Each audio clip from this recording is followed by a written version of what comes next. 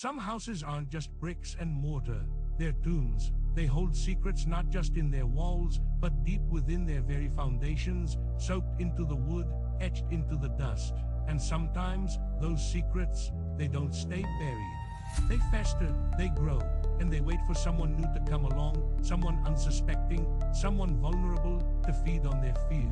Tonight, we're diving into a story, a truly chilling account, from a subscriber who learned this lesson the hard way. A story about a house that didn't just have ghosts, but something far, far worse, something that wanted her. This is The Whispering Walls.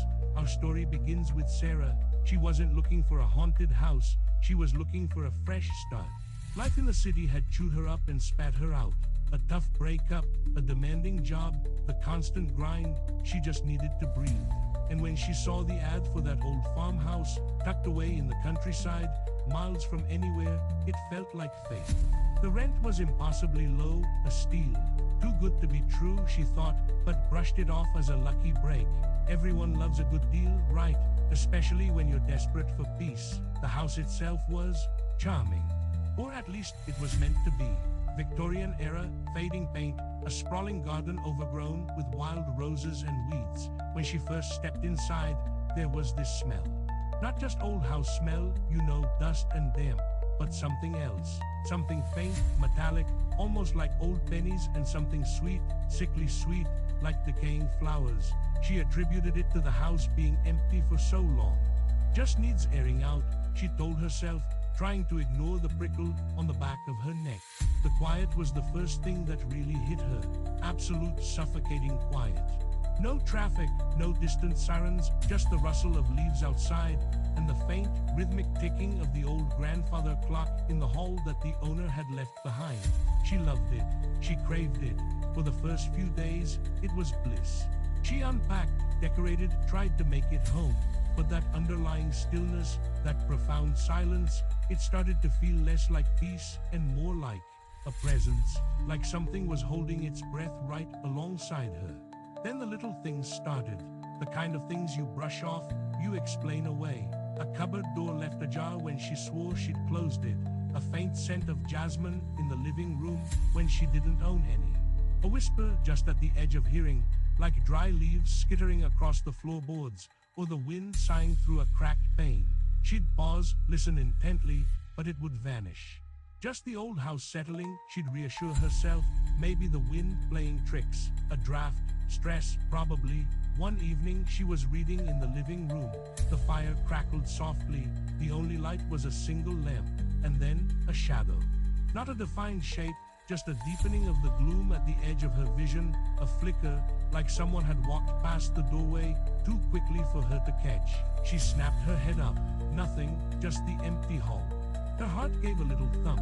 Imagination, she muttered, her voice sounding unnaturally loud in the silence, but she found herself pulling her feet up onto the sofa, a childish instinct to feel safer. The whispers didn't stay vague for long. They grew, they gained texture. Sometimes they were like a sigh right next to her ear, a cold puff of air against her cheek. Other times, a low, guttural murmur from the darkest corners of the house. They weren't words, not exactly, but they sounded like intent, malevolent intent. She'd lie in bed, rigid, listening to them swirl around her room, weaving through the cracks in the walls. They were almost playful sometimes, like children giggling, but it was a cruel, twisted kind of joy. And the smells. Oh God, the smells. The sickly sweet odor intensified. Now it was overlaid with something else, something fetid. Like wet earth and old, stagnant water, but also something distinctly organic, like decay. Not just old house decay, but something that had once been alive. She cleaned, scrubbed every surface, opened all the windows, but the smell clung to the air, especially in the evenings, thick and cloying. Then came the scratching, from inside the walls. Faint at first, a mouse, she hoped.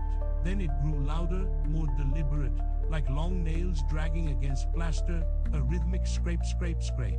It would start in one wall, then seemingly jump to another, then another, until it felt like the whole house was alive with it. One night, it sounded like it was right behind her headboard. She could almost feel the vibrations through the wood. She yanked the bed away from the wall, tears stinging her eyes. There was nothing, just smooth, dusty wallpaper. But the sound didn't stop. It just moved away, a mocking retreat into the deeper parts of the house. Sleep became a luxury she rarely afforded. When she did drift off, it was into nightmares so vivid, so utterly real, they felt like memories. She'd dream of children. Small shadowy figures with hollow eyes and mouths that moved in silent screams. They were trapped, always trapped, behind crumbling walls, beneath floorboards. She'd hear their desperate scratching, feel their tiny, cold fingers brush against her skin in the darkness. She'd wake up in a cold sweat, heart hammering, the sickly smell thick in her nostrils, the phantom sound of whispers still ringing in her ears. One dream, in particular, haunted her. She was standing in the living room, but it was different. Older, the furniture was draped in white sheets. Dust motes danced in a single shaft of light from a boarded-up window. And in the corner, a small wooden rocking horse, slowly, rocking back and forth on its own. The sound of creaking wood was deafening. Then, a child's voice, clear as a bell, whispered her name. Sarah. It was right behind her. She tried to turn, but her body was frozen. She could feel breath on her neck, cold and stale. And then a single, small hand clamped over her mouth, muffling her scream, pulling her back into the darkness. She woke up gasping, her hand instinctively flying to her mouth, where she swore she could still feel the imprint of tiny, freezing fingers. She couldn't take it anymore. Rationality had completely abandoned her. This wasn't stress. This wasn't an old house settling. This was something malevolent, something personal. She started searching, not for ghosts, but for answers. For a logical explanation, however twisted. She ran her hands over every inch of the walls, looking for loose plaster, hidden doors, anything. She tapped floorboards, listened for hollow spots. She tore through old books, looking for local histories, tales of the house. Nothing. The previous owner had been a recluse, the agent said. No family, no history, but the house was speaking to her. Through the whispers, through the scratches, through the dreams. It was trying to tell her something. Or maybe it was just trying to scare her away. One afternoon, tracing the ornate molding in the dining room, her fingers brushed against a small, almost invisible seam. It wasn't part of the design. It was a faint, almost expertly concealed line. She pressed. Nothing. She pushed. Still nothing. Frustrated, she ran her nails along it again, harder this time. And with a faint click, a small section of the molding recessed inward, revealing a tiny, almost hidden latch. Her breath caught in her throat. With trembling hands, she unlatched it. The section of wall, which looked like a solid piece of wood paneling, slowly swung inward. It revealed not a secret passageway, but a void. A dark, narrow space, maybe 3 feet wide, leading back into the deeper recesses of the house. The air that rushed out was cold, stagnant, and carried that overpowering, sickly sweet smell, now combined with a potent, metallic tang. Her stomach churned. She grabbed her phone, turning on the flashlight. The beam cut through the darkness, illuminating something, dust-covered, forgotten. It wasn't a body, not directly. It was worse. On the floor of this tiny, forgotten room lay a collection of toys. An old porcelain doll, its eyes black pits, its dress tattered and stained. A wooden train, broken, one wheel missing. A faded, discolored teddy bear, its stuffing spilling out. But it wasn't just the objects, it was the arrangement. They were carefully placed, almost like an altar. And behind them, etched onto the plaster wall, were symbols.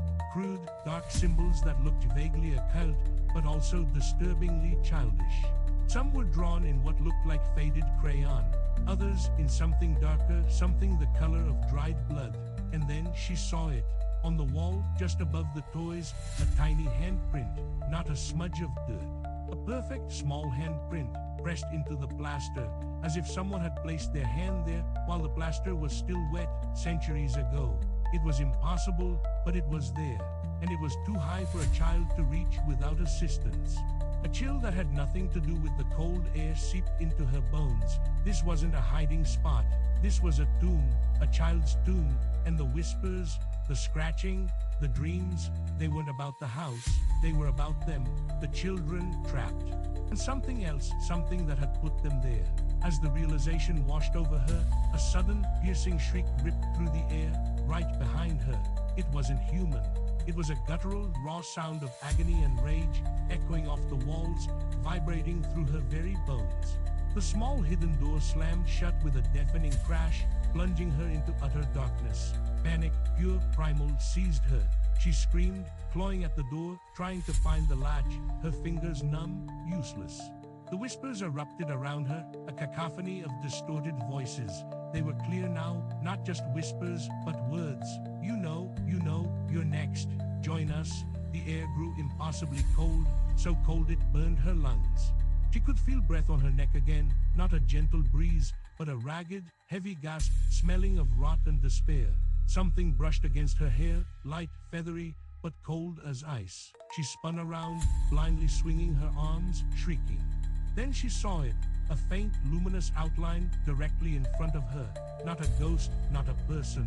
It was a distortion in the air, a wavering shimmer that pulsed with malevolent energy. And within that shimmer, she saw eyes, not human eyes. Dark, burning orbs fixed on her, filled with an ancient, bottomless hunger. They were pulling at her, draining the life from her, trying to drag her into the suffocating darkness of that confined space. She felt a crushing weight on her chest, pressing her down. Her legs buckled. She was falling into the void, the whispers turning into a deafening roar, the screams of forgotten children mingling with the guttural growls of something unspeakably old and evil.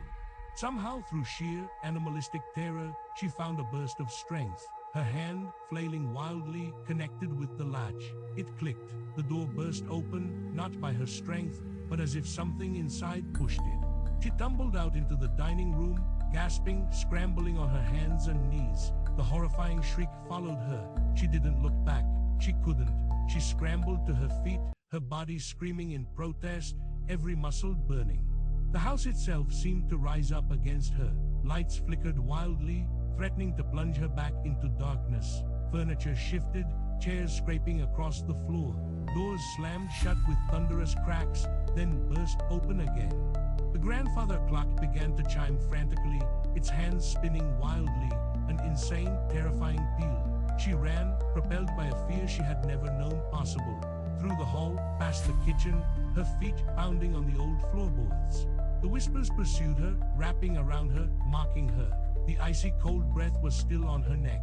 She could hear the faint, sickening scrape of nails on wood, now right behind her, gaining the front door. It was locked. She fumbled with the deadbolt, her fingers shaking so violently she could barely grasp it. The doorknob was freezing cold, burning her palm. A gust of wind, heavy with the scent of decay, blasted through the hall, extinguishing all the lights. She was in pitch blackness, the whispers screaming around her, the presence lunging. She heard a soft thud right behind her. She knew, she absolutely knew, whatever it was inches away. With a desperate sob, she wrenched the lock free, shoved the door open, and burst out into the night, not even stopping to close it behind her. She just ran, and ran, and ran, until her lungs burned and her legs gave out, not daring to look back at the dark, silent house she had left behind. Sarah never went back, not for her belongings, not for anything. She drove that night until the sun rose, pulling over only when exhaustion threatened to make her crash. She told the police a vague story about break-ins, about feeling unsafe. They never found anything substantial. The house remained empty. The landlord, a distant figure who never cared much, eventually just gave up trying to rent it. But Sarah was never the same. The quiet, once her solace, now felt heavy with unspoken threats. Every creak of a floorboard, every rustle of leaves, every shadow at the edge of her vision sends a jolt of terror through her.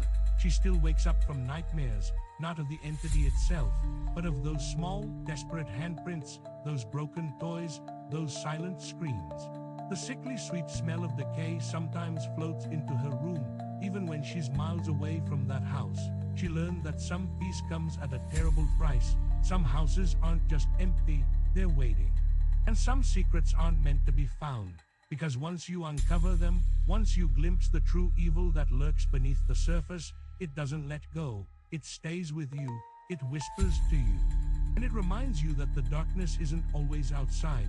Sometimes it's just a wall away, waiting to be let out.